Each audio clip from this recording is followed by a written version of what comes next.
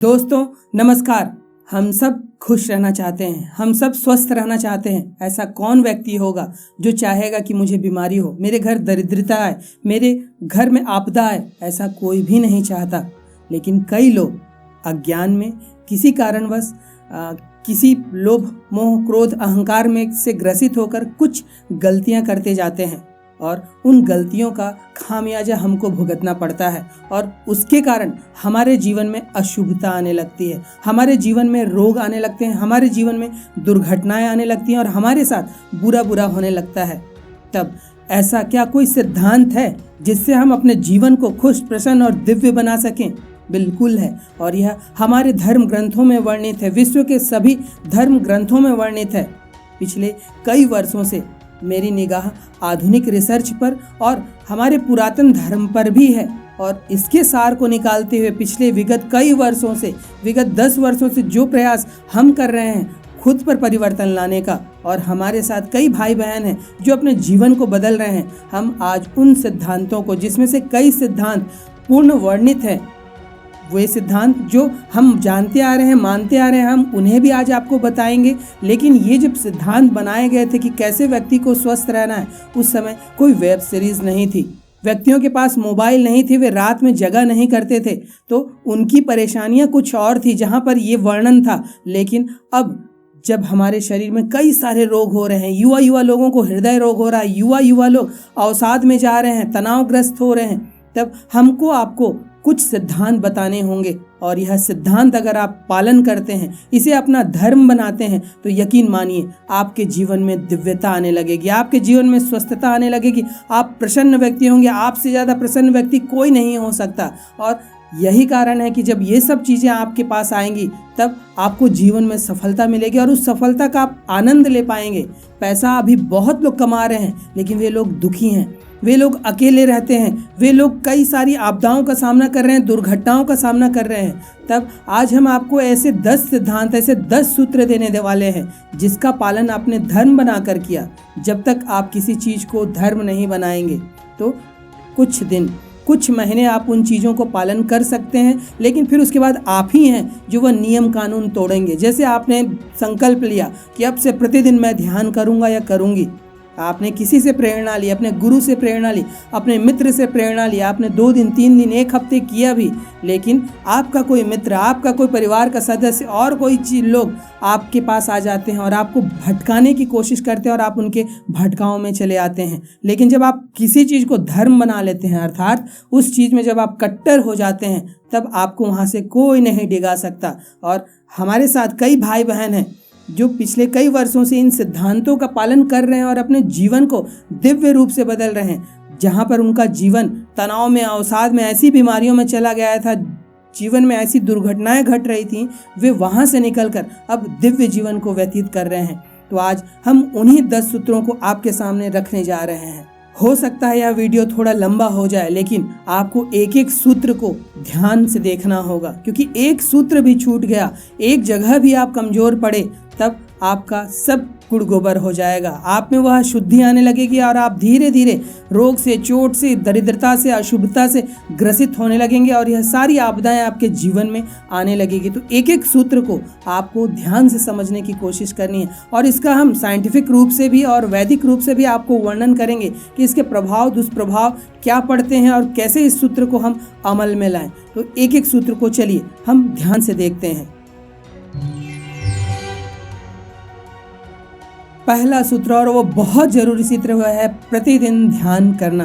वो ध्यान किसी भी रूप में हो, कई सारी विधियां हैं, संगीत भी एक ध्यान है, शून्य हो जाना ध्यान है, ऐसी कई विधियां जिसके बारे में हम अपने इस चैनल में आपको बताते भी जा रहे हैं। आप उन ध्यान विधियों का प्रयोग कर सकते हैं, या आप कोई और विधि भी जानते हैं, उन विधियों का प्रयोग करके भी आप जीवन में प्रसन्नता ला सकते हैं। ऐसा व्यक्ति जो ध्यान करता है उसके चेहरे पर मुस्कुराहट होती है, वह कभी चिड़चिड़ाता नहीं, वह कभी क्रोध में नहीं आता, उसे क्रोध पर, अपनी कमजोरियों पर नियंत्रण करना आता है।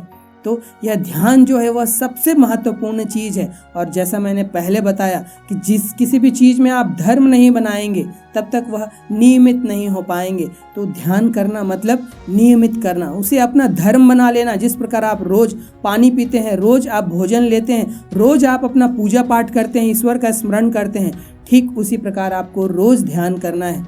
और नियम बनाइए कि 5 मिनट हो, ज़्यादा लेकर मत चलिए कि 20, 30, 40 मिनट मुझे ध्यान करना है। जब आप ऐसा करेंगे तो आपके जो बाकी काम है वो आपको याद आने लग जाएंगे कि आज ये कर लूँ, कल वो कर लूँ, और यह ध्यान जो है कल कर लेंगे और यह कल फिर कभी नहीं आता। लेकिन जब वो आपका धर्म बन जाता है कि रोज़ मैं 5 मिनट ध्यान करूँगा ही करूँगा या करूँगी ही करूँगी, तब वह नियमित होने लगता है। और जब आप 5 मिनट के लिए ध्यान में बैठेंगे और जो आनंद आपको मिलने लगेगा, तब आप 10 minute, 15 minute, 20 minute, 25 minute, 30 minute, 1-1 घंटे बैठ जाएंगे। और यकीन मानिए यह 30 मिनट, 40 मिनट, 1 घंटा बैठना आपके पूरे जीवन को व्यवस्थित कर देगा, आपको एक आदर्श व्यक्ति बनाएगा। आप जो करेंगे, अच्छा करेंगे, उसमें परफेक्ट रहेंगे, क्योंकि ध्यान आपको उस ऊर्जा की ओर ले जाता है जहाँ पर आपका साक्षात दर्शन, ईश्वर के साक्षात परमेश्वर के साथ आपका मिलन होता है। ध्यान वह चीज़ है। तो इस ध्यान को अपने जीवन में उतारना ही उतारना है। यह पहला सूत्र है और यह बहुत जरूरी सूत्र है। जब आप ध्यान प्रारंभ करते हैं तब आपके भीतर दैवीय गुण धीरे धीरे पनपने लगते हैं, उपजने लगते हैं, अंकुरन उसका स्फुटित होने लगता है। और जब आप उस पर नियमित होने लगते हैं तो दैवीय गुण आपके भीतर प्रविष्ट होने लगता है। तो इस ध्यान को आपके जीवन का एक अभिन्न अंग बन जाने दीजिए। दूसरा सूत्र और वह आपकी है उचित नींद। 8 घंटे सोना नहीं, सही समय पर सोना। और सही समय पर सोने के लिए हमने कई सारे वीडियो बनाए हैं जिसको आप देख सकते हैं। संक्षेप में कहें तो आयुर्वेद के अनुसार, हमारे बायो क्लॉक के अनुसार, जिसको अब मेडिकल साइंस भी अपनी पुष्टि देता है कि हमें रात का प्रथम प्रहर आयुर्वेद के अनुसार 6 बजे से लेकर 9 बजे तक होता है। तो रात्र के प्रथम प्रहर में हमको सो जाना है, अर्थात हमें 9, सवा 9 बजे तक सो ही जाना है। तो अपने सोने के समय को 9, सवा 9 बजे के आसपास रखिए। अब कई लोग बहाना मार सकते हैं कि हमारा काम ऐसा है, हमको जगना पड़ता है। सब आपके बहाने हैं। ऐसा कोई काम, कोई आपातकाल, कोई मेडिकल, इन सब चीज़ों को छोड़कर और किसी को रात में जगने की ज़रूरत नहीं होती। आप वह काम सुबह 2 बजे भी उठकर कर सकते हैं। जब आप 9 बजे सोएंगे और 2 बजे उठेंगे तो भी बात बन जाएगी। तो जो भी आपके ज़रूरी काम है वह 2 बजे, 3 बजे उठकर कर लीजिए। और जब आप 9 बजे सोएंगे तब आप अपने सेहत को बहुत अच्छा होता हुआ पाएंगे। उचित नींद यही है। अगर आप 9 बजे, सवा 9 बजे सोने लग जाते हैं, किसी को हो सकता है शुरुआत में नींद ना आए, लेकिन भगवान बुद्ध की विधि कि आप पढ़े रहिए, निश्चित समय पर सोने जाइए। नींद नहीं आती है तो शांति से पढ़कर जो आपको ध्वनि सुनाई दे रही है उसे सुनते रहिए। धीरे धीरे आपकी एक नई बॉडी मेमोरी बनेगी, आपका एक नया बायो क्लॉक बनेगा और आपको नींद आने लगेगी। और जब आप ऐसा करने लग जाएंगे तब आपके भीतर स्वास्थ्य उत्पन्न होगा, आप बीमारियों से दूर होने लग जाएंगे। कोविड काल में कोरोना जैसी बीमारी ने हमको सिखाया, और जो भी लोग जल्दी सोते थे, जल्दी उठते थे, उनके परिवार को, उनको कोविड छू भी नहीं पाया। तो यह बहुत बड़ा उदाहरण है। जब आप जल्दी सोते हैं तो आपको कई स्वास्थ्य लाभ मिलते हैं, आपकी इम्यून सिस्टम अच्छी होती चली जाती है। तो दूसरा सूत्र जो है वह है सही और उचित नींद लेना। जब आप जल्दी सोते हैं तो आपकी गहरी नींद की गुणवत्ता बढ़ जाती है, आप गहरी नींद ज़्यादा मात्रा में लेने लग जाते हैं। 8 घंटा, 10 घंटा सोकर भी अगर आपकी deep sleep 24 minute, 25 minute, 50 minute आ रहे तो फिर वो आपने अपने समय को बर्बाद किया। लेकिन अगर सही समय पर सोकर 9 बजे, सवा 9 बजे सोकर आप 3 बजे, 2:30 बजे भी उठ जा रहे हैं और जो स्लीप है वो 1.5 घंटे, 2 घंटे आ रहे हैं, ये बहुत बड़ी बात है। तो हमको कितने घंटे सोनी है वो बड़ी बात नहीं है, कितने घंटे आपके गहरी नींद आ रही है वह बहुत बड़ी बात है। तो आपको इसका ध्यान रखना होगा। सही समय पर सोइए और सही समय पर जागिए। तीसरी चीज़, और वो बहुत ज़रूरी चीज़ है, और ख़ासकर आधुनिक युग में जब पॉकेट पे मोबाइल आ गया है, किसी चीज़ की कोई रोक टोक नहीं है, लोग अपना असल चरित्र दिखाने लग गए हैं। वे ऐसी ऐसी चीज़ें देख रहे हैं, ऐसी ऐसी चीज़ें पढ़ रहे हैं जो उन्हें देखना और पढ़ना नहीं चाहिए। जब आप अश्लील साहित्य, अश्लील चलचित्र, अश्लील दृश्य देखते हैं तब आपके शरीर में बैड हार्मोन बनते हैं, जिसकी लत आपको पड़ती है और आप बार बार उसी चीज़ को देखने और सुनने और पढ़ने लग जाते हैं, जिसका दीर्घकालिक परिणाम आपके शरीर में बैड हार्मोन का ज़्यादा हो जाना और अच्छे हार्मोन की कमी हो जाना होता है, जिसके परिणाम स्वरूप आज का आधुनिक युग का युवा, आधुनिक युग का मनुष्य, आधुनिक युग की महिलाएं, यहाँ तक कि बच्चे भी ग्रसित हो रहे हैं। उनके भीतर चिड़चिड़ाहट, क्रोध, कई प्रकार की बीमारियां, हृदय रोग, कई हार्मोनल प्रॉब्लम आ रहे हैं, मासिक धर्म से संबंधित समस्याएं, गर्भधारण में कई सारी समस्याएं उत्पन्न हो रही हैं, जो आज से 20 वर्ष 30 वर्ष पूर्व बिल्कुल भी नहीं था। तो यह कहीं ना कहीं हमारे खराब चरित्र का दुष्परिणाम है। तो आपको अपने चरित्र पर ध्यान देना होगा। आपको अपने प्रेमी, अपनी प्रेमिका के प्रति समर्पित होना होगा। आपको अपनी चरित्र को पवित्र बनाए रखने के लिए बहुत ज़रूरत है, वरना आप धीरे धीरे बीमारियों से ग्रसित होते चले जाएंगे। क्योंकि ऊर्जा की दुनिया में जब आप अश्लील दृश्य देखते हैं, किसी को उस स्थिति में देखते हैं, तो वह चरित्रहीनता ही मानी जाती है। और जब भी कोई व्यक्ति चरित्रहीनता वाले काम करते हैं, उसके भीतर अपराध भाव उत्पन्न होता है। फिर आप अपने तर्कों से उसे किसी भी तरह सही साबित करने की कोशिश करिए। यह तर्क आपका शरीर, आपका अंतर्मन, आपकी सेल्स की कोशिकाएं नहीं समझती।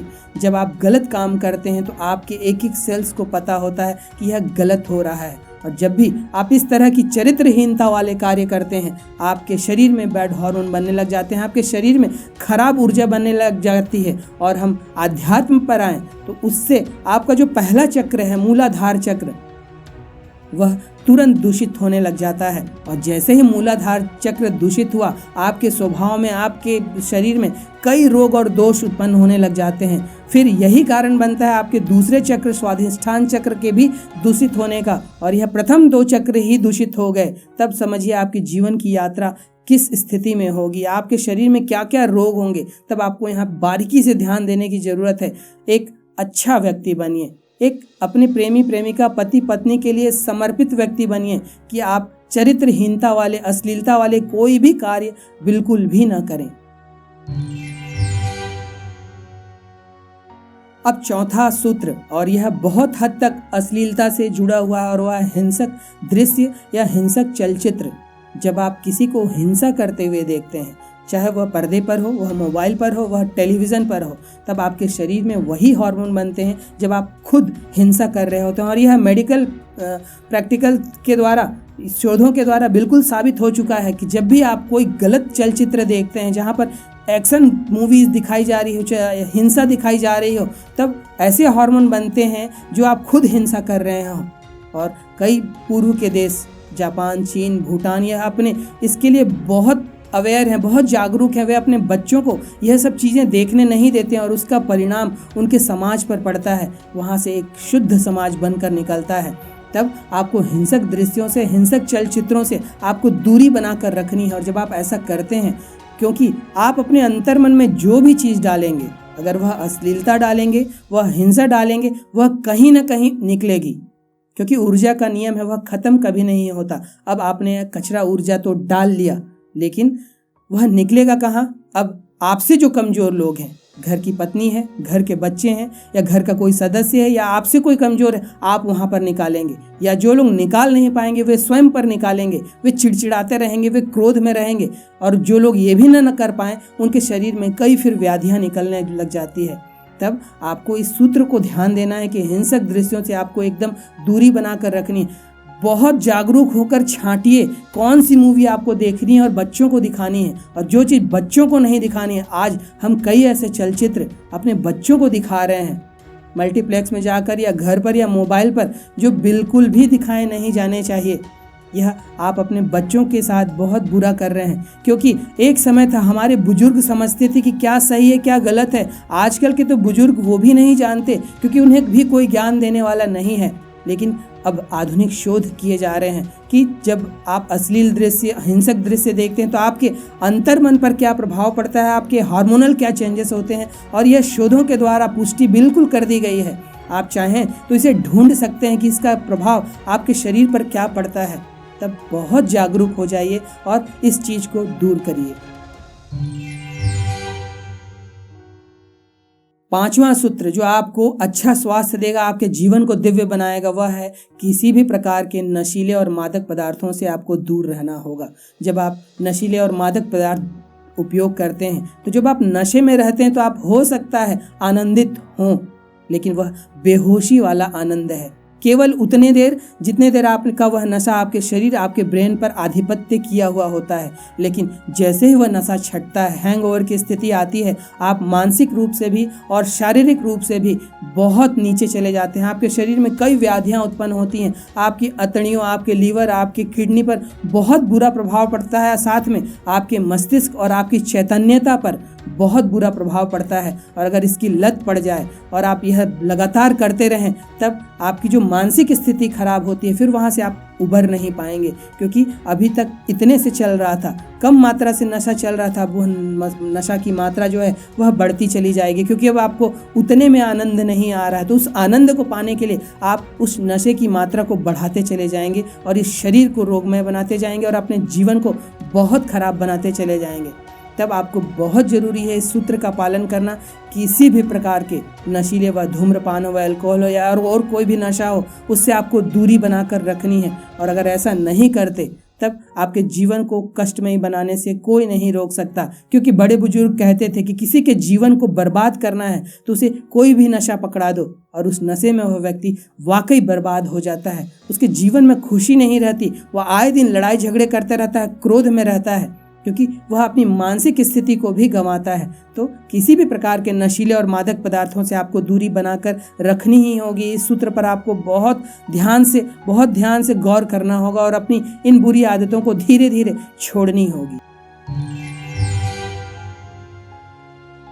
छठा सूत्र जो आपके जीवन को खुशमय बनाएगा, और वह है अच्छी संगत। संगत बुरी हो जाए तो बड़े बड़े से बड़ा विद्वान, बड़े से बड़ा ज्ञानी व्यक्ति पतन की ओर चला जाता है। अब यह संगत दो प्रकार की होती है।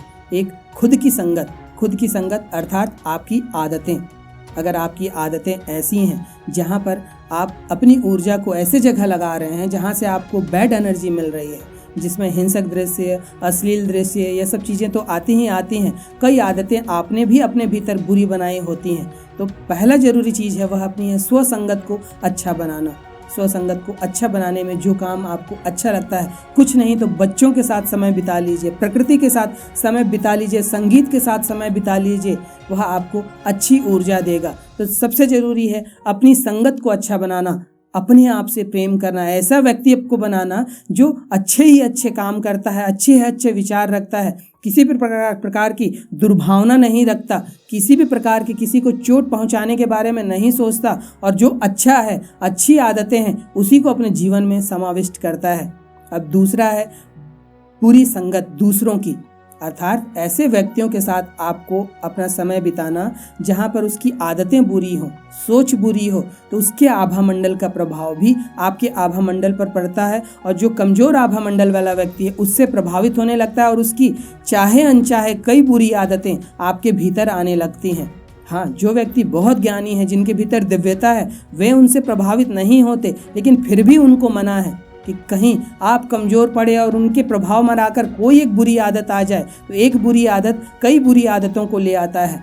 तब ऐसे व्यक्तियों से दूरी बनाकर रखनी है। जिस प्रकार कमल का पत्ता कीचड़ और पानी में रहते हुए भी कीचड़ से सना हुआ नहीं रहता, वह गीला नहीं होता है, वैसे अगर आपके आसपास परिवार में, रिश्तेदार में, ऑफिस में, आप जहाँ काम कर रहे हैं वहाँ पर अगर ऐसे लोग हैं और उनके साथ रहना पड़ रहा है, तो बिना उनसे प्रभावित हुए रहिए, अप्रभावित होकर रहिए, ताकि उनका प्रभाव आप पर न पड़े, उनकी वाणी का प्रभाव आपकी वाणी पर न है, आप अपशब्द वगैरह ना निकालने लगे और उनकी बुरी आदतें आपको अच्छी न लगने लगे और आप उनमें रस न ढूंढने लगे।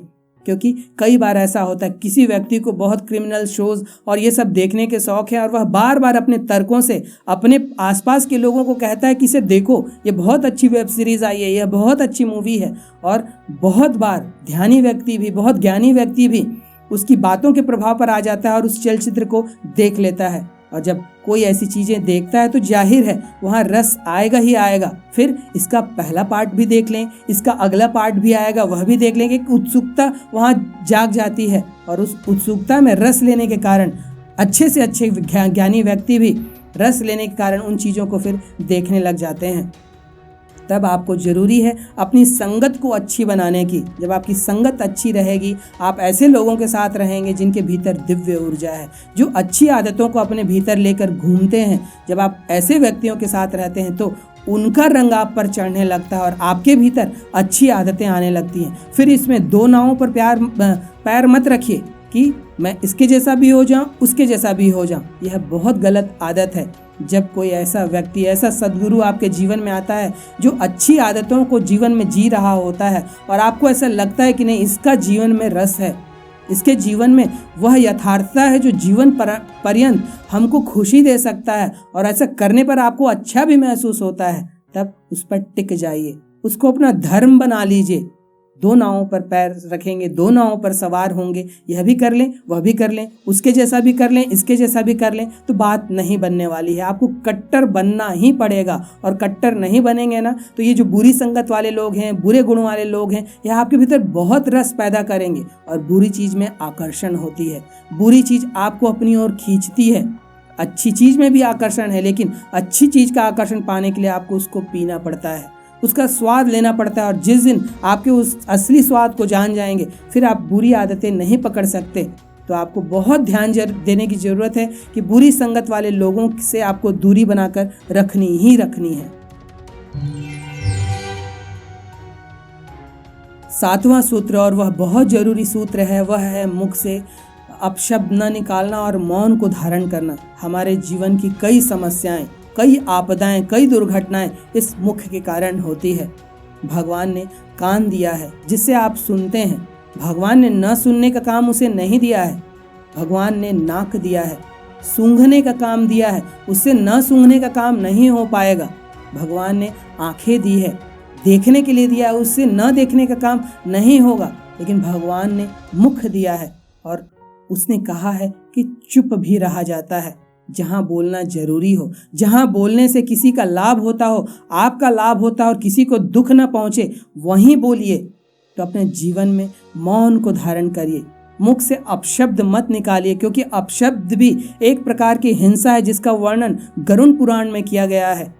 जब आप किसी को गाली देते हैं, अपशब्द निकालते हैं, वह खुद को ही निकालें या किसी दूसरे को निकालें, वह एक प्रकार की हिंसा ही है और जो आपके शरीर में बुरे प्रभाव ही लाता है, आपके चक्रों में बुरा प्रभाव लाता है। तब आपको जीवन में मौन धारण करना होगा, इस वाणी की शक्ति का प्रयोग करना होगा। यह वाणी का प्रयोग अगर आप ठीक ढंग से करना सीख जाते हैं तो आपके जीवन में इतनी प्रसन्नता होगी, आप सबके चहेते बन सकते हैं, आप सर्वप्रिय बनने लग सकते हैं। और जब आप ऐसा करते हैं, आपकी वाणी में मिठास आ जाती है, विनम्रता आ जाती है, तो आपको कभी कोई संकट का सामना नहीं करना पड़ जाएगा। लोग आपकी मदद को तैयार रहते हैं, लेकिन अगर यह वाणी ही गलत हो जाए, यह वाणी ही कर्कश हो जाए, यह वाणी ही गलत बोलने वाली हो जाए, दूसरों का बुरा बोलने वाली बन जाए, तब यह आपके जीवन में दुख का कारण बन सकती है। तो आपको इसको सावधानी से देखना है। और मौन बहुत जरूरी चीज़ है। ध्यान का, प्रेम का, संगीत का, हर उत्कृष्ट चीज़ों का उद्देश्य आपको मौन करना है। जब आप मौन होते हैं तो साक्षात ईश्वर के करीब होते हैं। यह आप बात समझनी पड़ेगी, क्योंकि विश्व की जितनी ध्यान विधियां हैं, जितने धर्म ग्रंथ हैं, जितनी चीज़ें हैं, वहाँ मौन का बहुत विस्तृत वर्णन किया गया है। बिना मौन को पाए ईश्वर को नहीं पाया जा सकता, खुशियों को नहीं पाया जा सकता। और जो व्यक्ति मौन है, मौन रहने का मतलब चुप रहना नहीं, वाणी को विराम देना नहीं, वह मौन भीतर तक होना चाहिए, जहाँ कुछ व्यक्त नहीं करना है। जो है ठीक है, मैं प्रकृति के साथ एक हूँ, मैं हर अच्छी चीज के साथ हूँ। वहाँ पे जो मौन होता है वह वास्तविक मौन है। आपके भीतर बहुत विचार चल रहे हैं, बहुत विचार मंथन चल रहे हैं और आपने मौन व्रत ले लिया, यह मौन नहीं, यह तो आपने चुप्पी साधी है। मौन का अर्थ होता है जहाँ शब्द हैं ही नहीं, जहाँ कुछ है ही नहीं, जहाँ बिल्कुल शून्य है, उस शून्यता को ही मौन कहते हैं। और यह मौन हर व्यक्ति के जीवन में, आध्यात्मिक जीवन के लिए, अच्छे जीवन के लिए, दिव्य जीवन के लिए बहुत जरूरी है। तब आपको इस मौन को अपने जीवन में उपलब्ध होना ही होगा। 8वां सूत्र, और वह भी बहुत जरूरी सूत्र है, और वह है सक्रिय जीवन अपनाना और समय सारणी के साथ काम करना। आपने जीवन में, अब कलयुग है, यह मशीनी युग है, हमको सुबह से लेकर रात तक कई काम करने होते हैं। वह काम ऑफिस के होते हैं, व्यापार के होते हैं, घर के होते हैं। लेकिन जब आपकी समय सारणी नहीं बनती, एक छोटा सफल व्यक्ति से लेकर एक बड़ा सफल व्यक्ति समय सारणी बनाकर काम करता है और उसके लिए कट्टर बना रहता है। जब हम समय सारणी बनाकर चलते हैं और उसके अनुसार काम करते हैं तो हमारे सारे काम व्यवस्थित होते हैं। फिर 24 घंटे भी आपको कम पड़ सकते हैं जब आप व्यवस्थित नहीं रहेंगे, लेकिन जब आप व्यवस्थित रहेंगे तो इस 24 घंटे का आप सही ढंग से दोहन कर पाएंगे। सफल व्यक्ति के पास भी असफल व्यक्ति के पास भी 24 घंटे ही होते हैं, लेकिन सफल व्यक्ति वह होता है जो इन 24 घंटों का सर्वश्रेष्ठ ढंग से उपयोग करता है, सर्वश्रेष्ठ ढंग से इनका दोहन करता है। जब आप समय सारणी आपकी नहीं बनेगी, आपके काम कब क्या कर रहे हैं वो नहीं रहेगा, तब आप मान लीजिए आपके कोई ज़रूरी काम है और आपको रास्ते में एक मित्र मिल गया और उसने कहा कि चल यार ये बहुत अच्छा मूवी लगा है, यह देख कर आते हैं, और आप उसके साथ हो लेंगे और आप वो 2, 2.5, 3 घंटे वहाँ बर्बाद करके आ जाएंगे। उसके बाद जब आपके बाकी काम समय पर नहीं होंगे तब आप चिड़चिड़ाते रहेंगे, गुस्साते रहेंगे। लेकिन जो व्यक्ति जानता है समय सारणी का महत्व, अपने टाइम टेबल का महत्व कि मेरे पास यही समय है, मेरे पास बहुत कम समय है, मुझे ये काम करना है, आपको अपनी प्राथमिकताएं तय करनी होंगी कि मेरे लिए ज़रूरी क्या है। और जब आप उन प्राथमिकता देने वाले कामों को समय देते हैं और उसके लिए कट्टर बनते हैं, तब आप एक प्रसन्न व्यक्ति बनते हैं, क्योंकि आपके सब काम समय पर होते हैं।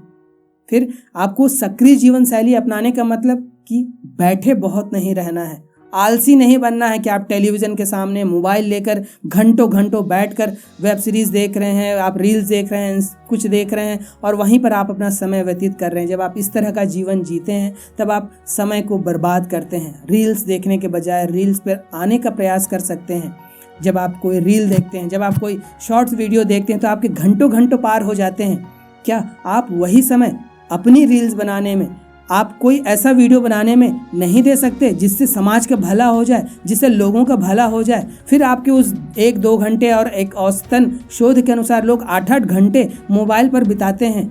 8 घंटे में आपने 2 घंटे भी वीडियो बनाने के काम को दे दिया, तो सोचिए आप एक क्रिएटिव काम कर रहे हैं, ऐसा काम कर रहे हैं जिससे समाज को मदद मिल सकती है।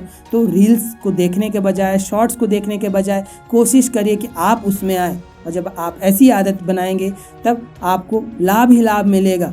फिर जब आप सक्रिय रहते हैं तब आप लेथार्जिक मोड में जाने से बचते हैं। लेथार्जिक मोड वो मोड होता है जहाँ पर आप बहुत देर तक एक ही जगह पर बैठे रहते हैं, तब आपके शरीर में उसके नुकसान होने लगते हैं। आपका जो रक्त परिसंचरण है वह शरीर में धीमा होने लगता है। तो कहीं अगर बैठना भी पड़ रहा हो, आपके ऑफिस हो, आपके बिजनेस हो, आपको जहाँ पर बैठना पड़ रहा है, तो 30-40 मिनट में एक ब्रेक लीजिए, थोड़ा सा 5 मिनट का वॉक करके फिर उस काम को करिए, तो उस काम को भी आप ठीक ढंग से कर पाएंगे और आपके शरीर में रक्त परिसंचरण भी ठीक होगा और आपको उसके नुकसान नहीं झेलने पड़ेंगे। सक्रिय जीवन शैली मतलब दिन में मत सोइए, आराम तलबी मत करिए, सीधे सोने के लिए रात में जब आप बिस्तर में जाएं, तब जब आप बिस्तर में पड़ेंगे तब खटाक से आपको गहरी नींद लग जाएगी, आप तुरंत ही खर्राटे लेने लग जाएंगे। और ऐसी नींद जब आने लगती है तो आपका जीवन स्वस्थ, आपका शरीर स्वस्थ होने लग जाता है। तो जब आप सक्रिय रहेंगे, दिन भर एक्टिव रहेंगे, कुछ न कुछ काम खोज लीजिए कि मुझे अब ये करना है, मुझे अब ये करना है, तब देखिए उसके लाभ आपको कितने मिलते हैं। 9वीं बात, और वह है उचित भोजन और सही समय पर भोजन। इसके लिए हमने कई वीडियो बनाए हैं, आप उसे देख सकते हैं। हम संक्षेप में यहाँ पर आपको बताना चाहेंगे। उचित और सही समय का भोजन अर्थात सूर्य डूबने के बाद अगर आप भोजन लेते हैं तो आप अपने जहर का सेवन कर रहे हैं, क्योंकि वह भोजन रात भर आपके पेट में पड़ा रह जाएगा, वह पचेगा अगले दिन जब सूर्य उगेगा। हम इस सौर मंडल में रहते हैं, हमारा सब कुछ सूर्य से टिका हुआ है, तो जब हम सूर्य उगती है तब हमारा मेटाबॉलिज्म बहुत हाई रहता है। तब आपको सुबह नाश्ते में बहुत हैवी भोजन और पौष्टिकता से भरा भोजन लेना है। दोपहर का भोजन आपको सामान्य रखना है और शाम का भोजन बहुत अल्प मात्रा में रखनी है, अर्थात सुबह का भोजन राजा की तरह विविधता से भरा, पौष्टिकता से भरा हुआ, फल सलाद का खूब सारा सेवन। दूसरा, दोपहर का भोजन प्रजा की तरह नॉर्मल भोजन, जो आप अनाज वगैरह खाते हैं वह आपको खाने हैं। तीसरा, जो शाम का भोजन है वह बहुत अल्प मात्रा में और सूर्य डूबने से पहले आपको लेना है। जब आप इस तरह का अपना भोजन रखेंगे तब देखिए आपको कितने स्वास्थ्य लाभ मिलते हैं। अगर आपका वजन जाता है, आपका वजन धीरे धीरे कम होने लग जाता है। और एक आप विधि का भी उपयोग कर सकते हैं जहाँ पर आप 2 प्लेट रखिए। पहला प्लेट जहाँ पर आप खूब सारे सलाद और फल रखिए, उसे खाइए, इतना खाइए कि अब आपको लगे कि पेट भर गया है। और दूसरा प्लेट जो आपका मनपसंद व्यंजन है, वह सब्जियां हों, तेल से बनी हुई सब्जियां और डीप फ्राई वाली सब्जियां हों, वह कोई समोसे हों, आलू चाप हो, भजिया हो, इस तरह की कोई भी चीज़ हो, पिज्ज़ा हो, बर्गर हो, जो भी आपको खाना वह दूसरे प्लेट में रखिए। लेकिन पहला प्लेट ऐसा प्लेट जहाँ पर खूब सारे सलाद और खूब सारे फल हों और उसी से आपको आधा से ज़्यादा पेट भर लेना है। और दूसरा प्लेट जो आपका मनपसंद जो भी आपको खाना हो उसमें अनाज भी शामिल है। जब आप ऐसा करते हैं तो देखिए आपका वजन नहीं बढ़ेगा और जिनका वजन ज़्यादा है धीरे धीरे अपना वजन कम करने लग जाएंगे। तो सही समय पर उचित रूप से भोजन अर्थात पौष्टिकता से भरा हुआ भोजन, ऐसा भोजन जो पौष्टिक तत्व लिए हुए हो, जो आपके शरीर के लिए जरूरी होते हैं। जो लोग मांसाहारी है वे मांसाहारी का संयमित रूप से प्रयोग सप्ताह में या 2-3-4 दिन में एक बार इस तरह से लीजिए तो वह आपके लिए लाभदायक होगा। बहुत ज़्यादा मांसाहार का सेवन आपके शरीर को रोगमय बना सकता है, आपको आलसी बना सकता है क्योंकि वह पचने में थोड़ा समय लेता है। तो आपको भोजन से संबंधित इन आदतों को सुधारना होगा और जैसी ही आदतें सुधारेंगे, जैसे ही रात का खाना बंद करेंगे, जब आप 6:30 बजे 7 बजे तक आपका डिनर हो जाता है तो देखिए आपका शरीर कितना हल्का होता है, आपको सुबह कितनी ऊर्जा मिलती है। यह करके देखिए। 10वां सूत्र, और यह आपका बेस्ट फ्रेंड बन सकता है, आपका परम मित्र बन सकता है, और वह है अच्छी पुस्तकों का अध्ययन। और आजकल तो अच्छी पुस्तकें ऑडिबल फॉर्म में भी आ चुकी हैं जिन्हें आप सुन सकते हैं, या जो लोग ऑडिबल बुक भी परचेज नहीं करना चाहते वे अपने किसी करीबी को कह दें कि वो बुक हमारे लिए आप रिकॉर्ड कर दो अपनी आवाज़ में, आप उसे सुनिए। विशेषकर वे लोग जो बुक पढ़ना पसंद करते हैं, घर परिवार के लोग, उनसे कह दें कि आप इस बुक के इस पैराग्राफ की इस पूरी बुक को हमें ऑडियो फॉर्म में रिकॉर्ड कर दो जब आप पढ़ रहे हो, और उस रिकॉर्डेड वीडियो को आप सुन भी सकते हैं। वह भी आपको पढ़ने के बराबर भी लाभ देगा। जब आप किसी पुस्तक को अपना मित्र बनाते हैं, किसी पुस्तक को अपना गुरु बनाते हैं, इससे अच्छी बात हो ही नहीं सकती। जब भी कोई बुक का 1% भी 10% भी अपने जीवन में उतारते हैं, आपका जीवन दिव्य होने लगता है। लेकिन जरूरत है उसे भी अपना धर्म बनाने की, उस पर भी कट्टर होने की। जब तक किसी भी चीज़ में कट्टर नहीं होंगे बात नहीं बनने वाली है। और यही बात पुस्तकों के संदर्भ में भी है। जब आप अच्छी पुस्तकें पढ़ते हैं, मैंने किसी मित्र को अपने सलाह दिया कि पुस्तकों को अपने जीवन में लाओ, और कुछ दिन बाद मैं उनके घर पे गया तो मैंने देखा बहुत सारे उपन्यास, नॉवेल उनके घर पड़े हुए थे और वे उस चीज़ों को पढ़ रहे थे। यह नहीं करना है। पुस्तकें वही, जैसा मैंने कहा कि चुनाव आपके हाथ में है कि क्या करना है क्या नहीं करना, किस तरह की मूवी देखनी है किस तरह की मूवी नहीं देखनी है। उसी प्रकार पुस्तकों का चयन भी, वे पुस्तकें जो आपके जीवन को अच्छा बनाए, आपकी सोच को अच्छा बनाए, उन्हीं पुस्तकों का अध्ययन करना है। फिर वह धर्म ग्रंथ हो, किसी लेखक के द्वारा लिखी हुई अपने विचारधारा हो, या कोई धर्म गुरु के, किसी सदगुरु का कोई साहित्य हो। जब आप इस तरह की पुस्तकों का अध्ययन करेंगे तब आपका जीवन दिव्यता से भरता चला जाएगा। आप नई नई चीज़ें खोजेंगे। और किसी ने कहा है कि जब आप एक बुक पढ़ लेते हैं तब कहीं जाकर आप एक लाइन बोलने योग्य बनते हैं। अर्थात अगर आपको अच्छा वक्ता बनना है, अच्छा बोलने वाला बनना है, तब आपको अच्छी पुस्तकों को अपने जीवन में लाना होगा। और जब आप पुस्तकें पढ़ेंगे, उस ज्ञान को जो किसी ने पाया है, उसने उसको पुस्तकों के रूप में लिखा है, उसको आप आत्मसात करने के प्रयास में आगे बढ़ते हैं। पूरी बुक आपके भीतर नहीं आएगी, लेकिन कई ऐसे बिंदु, कई ऐसे पॉइंट आपके भीतर आएंगे जो आपके जीवन को परिवर्तित कर सकते हैं। और इन पुस्तकों का अध्ययन करते करते एक दिन ऐसा आ सकता है जहाँ पर आप खुद पुस्तकें लिखने लग जाएं, खुद ऐसी बातें करने लग जाएं जो ज्ञान से भरी हुई हो। तब आपको इस अंतिम सूत्र को भी अपनाने की ज़रूरत है, और वह है स्वाध्ययन। अच्छी पुस्तकों का अध्ययन, पुस्तकों को अपना मित्र बनाना, फिर वह पढ़ने के रूप में हो या वह सुनने के रूप में हो। देखने से बचिए, क्योंकि जब भी आप कोई चीज़ देखते हैं आप अपनी ऊर्जा का अपव्यय करते हैं। तो या तो सुनकर या तो पढ़कर उस चीज़ को अपने भीतर लेने की कोशिश करिए। तो यह 10वां और अंतिम सूत्र की पुस्तकों को अपना परम मित्र बना लीजिए। तो दोस्तों, यह 10 सूत्र जो हमारे द्वारा बताए गए हैं, और यह मैंने अपने अनुभव से, और कई हमारे भाई बहन इसका उपयोग कई वर्षों से कर रहे हैं और अपने जीवन को उन्होंने जादुई रूप से बदला है। कुछ समय पहले तक कुछ सिद्धांत काम आते थे। जब कोई विपश्यना सीखने जाता था तो उन्हें 5 सिद्धांत बताए जाते थे, लेकिन आज का युग बदल चुका है। आज कई ऐसी चीज़ें हो रही हैं जो होना नहीं चाहिए। हार्मोनल प्रॉब्लम आज से 20 साल पहले बहुत कम लोगों को होता था, बहुत कम लोग इससे ग्रसित होते थे, लेकिन आज तो हर घर में एक हार्मोनल समस्या लिए हुए व्यक्ति, या तो उसे पता है या तो नहीं पता है। आपके भीतर का क्रोध कहीं इन एक्शन मूवी को देखने के कारण तो नहीं है, महिलाओं के भीतर का जो चिड़चिड़ापन है वह कहीं इन सब चीजों को देखने, सुनने, पढ़ने के कारण तो नहीं है, क्योंकि जो चीज आप अपने अंदर डालेंगे वही कहीं ना कहीं से बाहर निकलेगा, वह आपका चरित्र बनेगा। अष्टांग योग में पहला भाग है वह है यम, यानी जो जो चीजें नहीं करनी है। तो जो जो चीजें नहीं करनी है उससे आपको दूरी बनानी होगी। समय नया है, नए नियम पालन करने होंगे, और अगर इन 10 सूत्रों को आपने एक धर्म बनाकर अपने जीवन में उतारा तो यकीन मानिए आपका जीवन बहुत अच्छे ढंग से रूपांतरित होना चालू हो जाएगा। आप अभी जहाँ भी हैं, जिस हाल में भी हैं, जिस स्थिति में भी हैं, आपके शरीर के रोग मिटने लग जाएंगे, आपके जीवन के कष्ट, आपके जीवन की अशुभ घटनाएं वह मिटने लग जाएंगे। लेकिन कट्टर होना पड़ेगा, यह बात पर विशेष ध्यान दीजिएगा। बिना कट्टर बने, बिना उसे धर्म बनाए बात नहीं बनने वाली है। जब आप ऐसा करेंगे तो आपके भीतर से एक तेज उत्पन्न होगा, क्योंकि जब तक आप कट्टर नहीं होते, क्योंकि ईश्वर भी तो परीक्षा लेगा आपकी कि आप सच में उस चीज़ को पाने योग्य हैं या नहीं है, तभी वह आपको सिद्धि दे पाएगा, तभी वह आपको दिव्यता दे पाएगा। और जब तक आप इसे अपना धर्म नहीं बनाते, आप इस चीज़ में धार्मिक नहीं होते, तब तक बात बनने ही वाली नहीं है। कोई भी काम हो वह, सचिन तेंदुलकर अगर क्रिकेट को अपना धर्म नहीं बनाते तो वे सचिन तेंदुलकर नहीं बनते।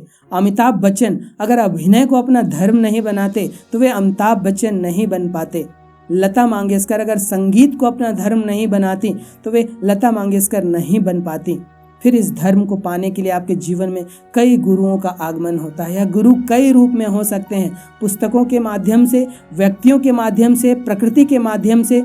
उनका आदर करिए, उनका सम्मान करिए, क्योंकि वे जो सीख दे रहे हैं वो अपने लिए नहीं है, वे तो वो जीवन व्यतीत कर रहे हैं, वे सीख दे रहे हैं आपके लिए। आपको उनके प्रति समर्पित होना होगा। बिना समर्पण किए कोई भी बात नहीं बनने वाली है। शिव अपने आप में संपूर्ण थे, विष्णु अपने आप में भी संपूर्ण थे, उन्हें किसी की जरूरत नहीं थी। फिर भी विष्णु ने शिव को अपना आराध्य बनाया, तो शिव ने विष्णु को अपना भगवान बनाया।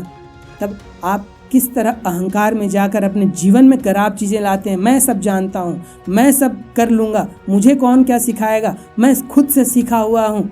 जब आप इस तरह की चीज़ों को अपने जीवन में लाएंगे तब बात नहीं बनेगी।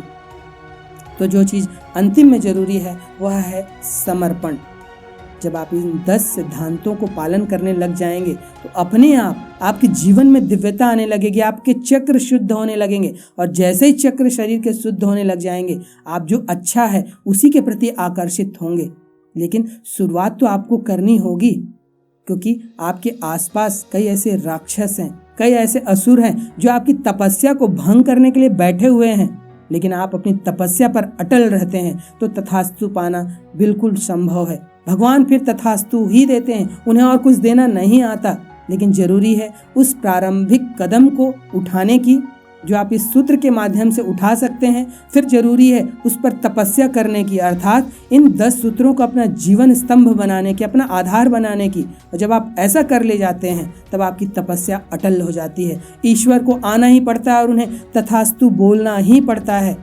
यानी आपके जीवन में फिर दिव्यता, प्रसन्नता और खुशी ही खुशी आएगी। लेकिन इसमें से एक भी सूत्र आपने छोड़ा, आपने सब कुछ किया, ध्यान भी आप कर रहे हैं, सब कुछ कर रहे हैं, लेकिन आपकी आदत एक्शन मूवी देखने की या अश्लील दृश्यों को देखने की है, तो फिर बात बनने वाली नहीं है। फिर आप अपना समय बर्बाद कर रहे हैं। क्योंकि कई ऐसे लोग हैं जो नशा करके खुश रहते हैं, लेकिन कई ऐसे लोग भी हैं जो थोड़ी देर का ध्यान करके खुश हो जाते हैं, फिर वे लौट आते हैं अपने उसी जीवन में जहां उनको रस आ रहा होता है।